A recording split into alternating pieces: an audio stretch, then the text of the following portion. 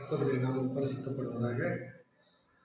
அடியனையும் ஒரு சிறிய சாட்சியாக கர்த்தரை ஏற்படுத்துறதுக்காக கர்த்தரை நான் ஸ்தோத்திரிக்கிறேன்.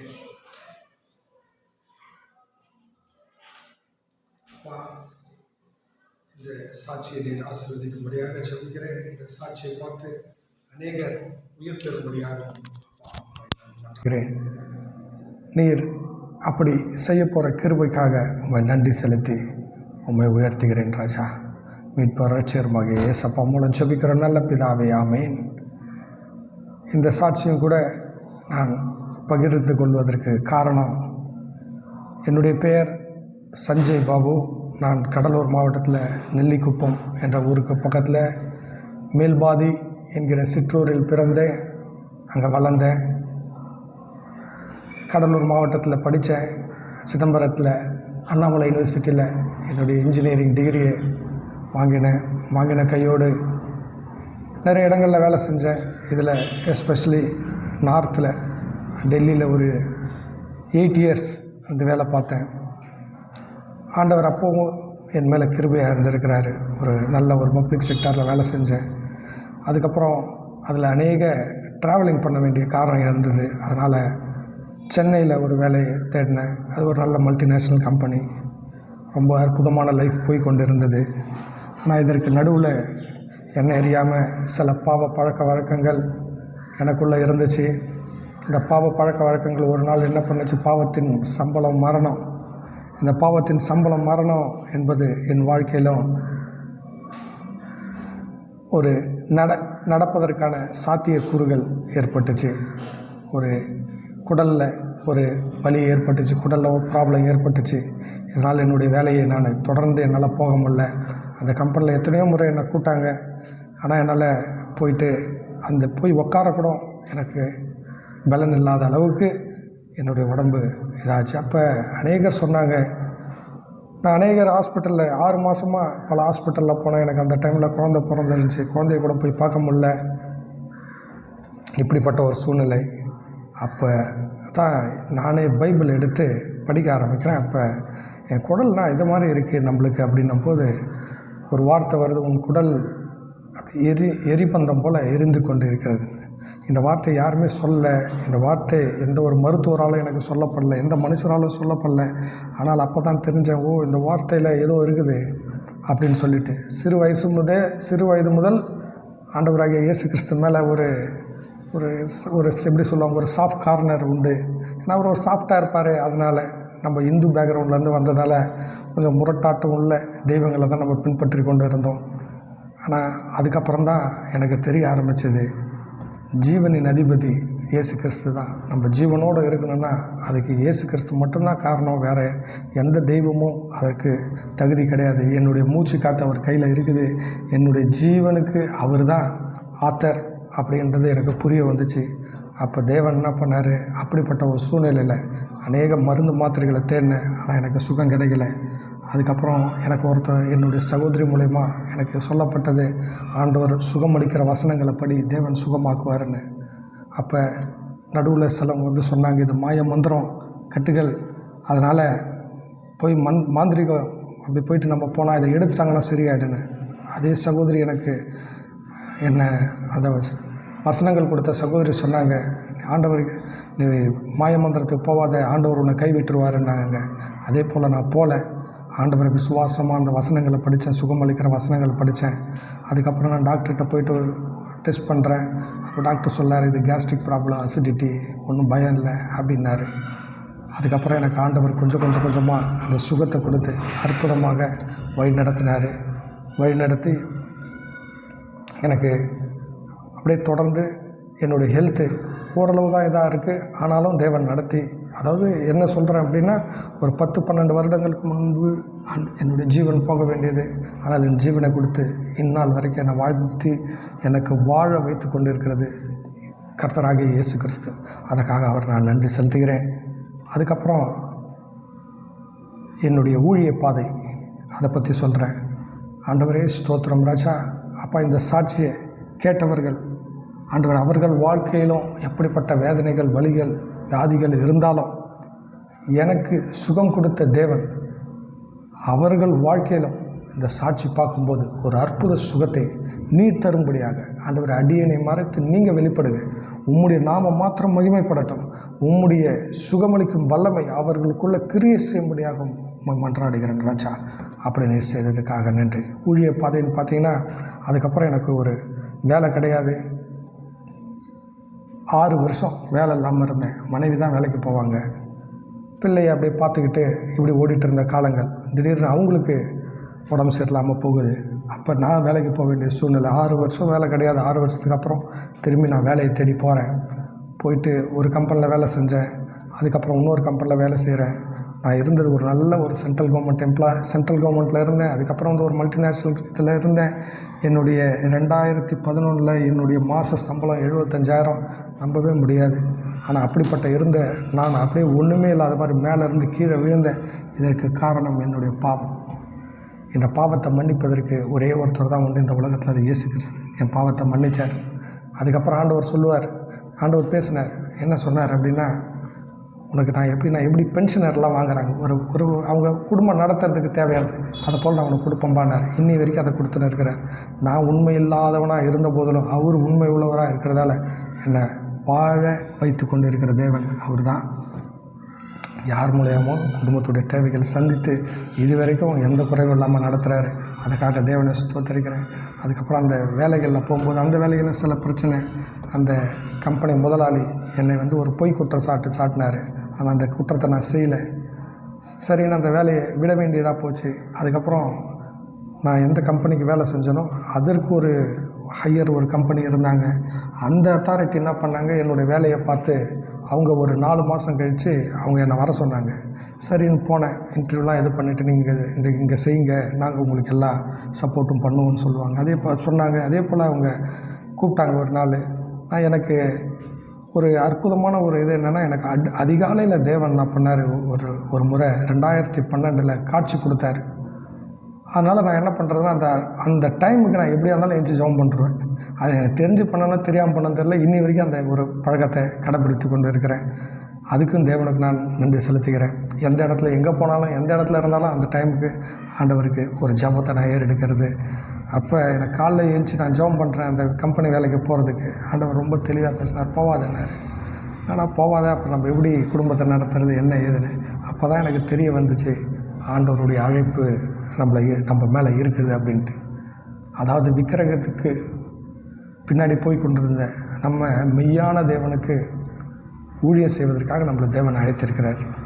நம்மளை தேவனுடைய ஊழியத்துக்கு ஊழியத்துக்கு வரும்போதெல்லாம் ஒன்றும் தெரியாது. பைபிள் வசனங்கள் எப்படி தியானிப்பது இதெல்லாம் தெரியாது. சில ஊழியக்காரர்களை பார்த்து அந்த வசனங்களை தியானிக்க கற்றுக்கொண்டேன். அதுக்கப்புறம் இப்போ நாங்கள் ஒரு வீட்டில் தான் வச்சு ஒரு 5-6 பேர், ஒரு 7 பேர் நாங்கள் வந்து ஒரு சபை நடத்துகிறோம்.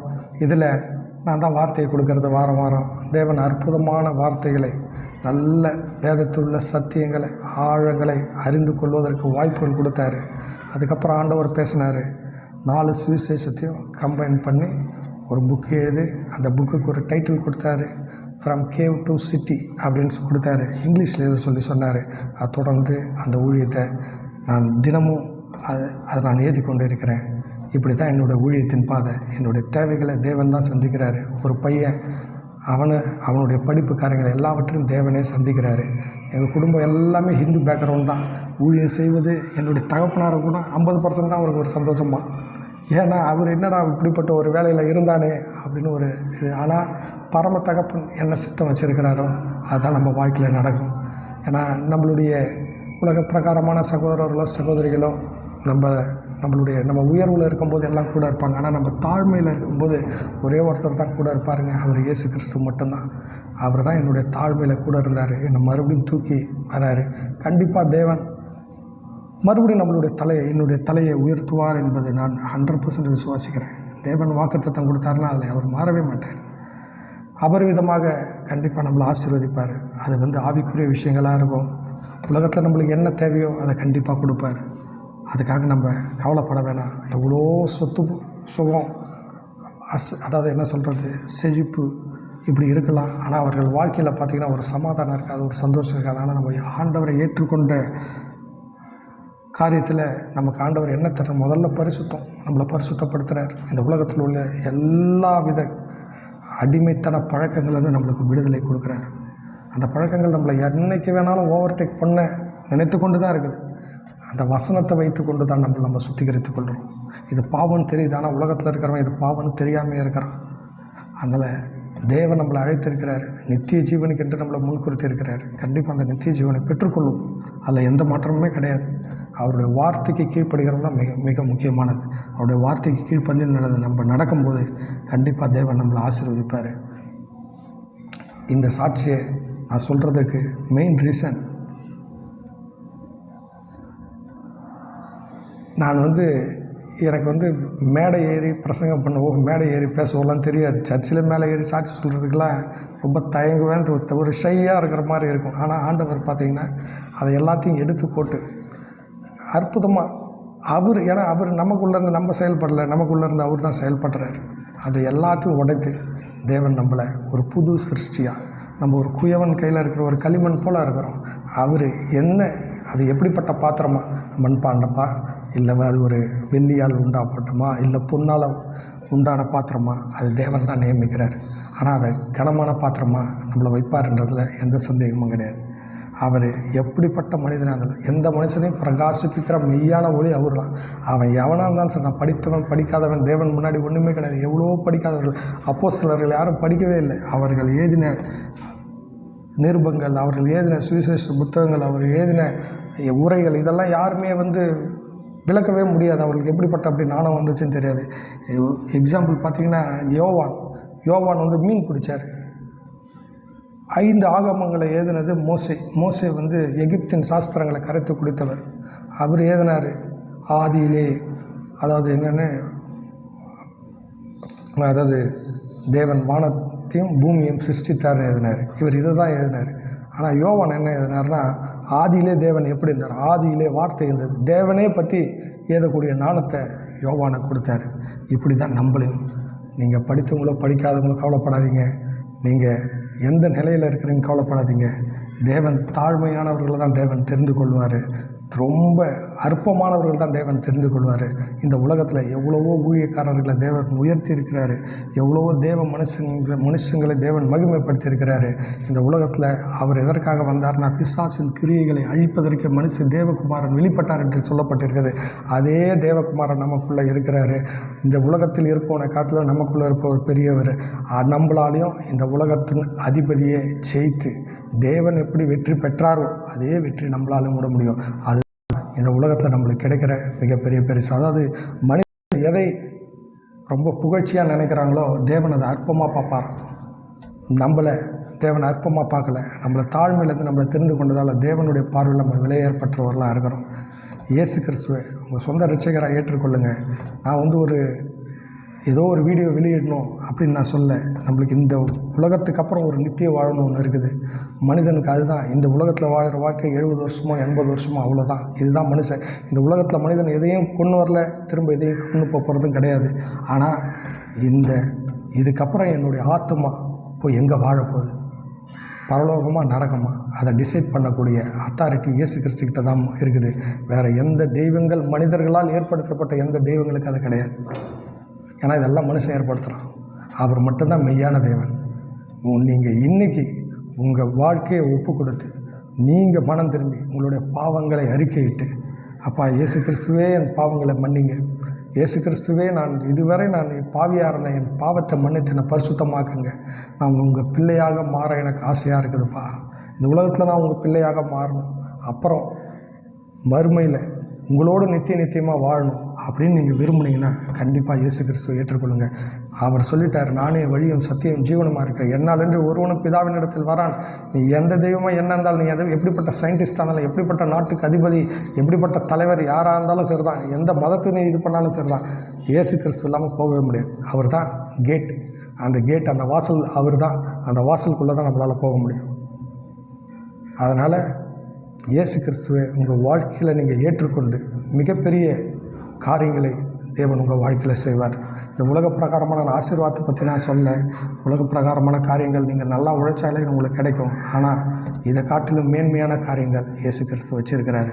ஆவிக்குரிய காரியங்கள், அதையெல்லாம் நீங்கள் பெற்றுக்கொள்ள முடியும். இந்த சாட்சியும் தேவன் என்னை ஆசீர்வதித்து இந்த சாட்சியை அற்புதமாக கொடுக்க வைத்ததுக்காக தேவனுக்கு நான் நன்றி சொல்கிறேன். தகப்பனே, இந்த நேரிலும் கூட ஆண்டவரே, உங்களுடைய கிருபை, இரக்கம், தயவு, அன்பு ஆண்டவரே இதை பார்க்கிற ஒவ்வொருவர் மேலும் தகப்பனே நித்தியமாக இருக்கும்படியாக ஜெபிக்கிறேன். ஆண்டவர் இந்த சாட்சியை ஒரு காணொளியாக பார்க்காம அப்பா, இதில் ஜீவனுள்ள தேவனுடைய நாமம் மகிமைப்படும்படியாக ஒவ்வொருவருடைய இருதயத்திலும் ஆண்டவரை குத்தப்பட்டு, ஆண்டவரை ரட்சிக்கப்படாதவர்கள், இயேசுவை அறியாதவர்கள், ஆண்டவரை எல்லாம் இயேசுவை அறிந்து கொண்டு ஆண்டவரை அப்பா அவர்கள் ரட்சிக்கப்பட இது ஒரு வாஞ்சையான ஒரு காணொளியாக இருக்கும்படியாக மன்றாடுகிறேன். நீர் அப்படி செய்ததுக்காக நன்றி ஏசப்பா. இயேசுவின் மூலம் செபிக்கிறோம் எங்கள் நல்ல பிதாவே. ஆமேன், ஆமேன், ஆமேன்.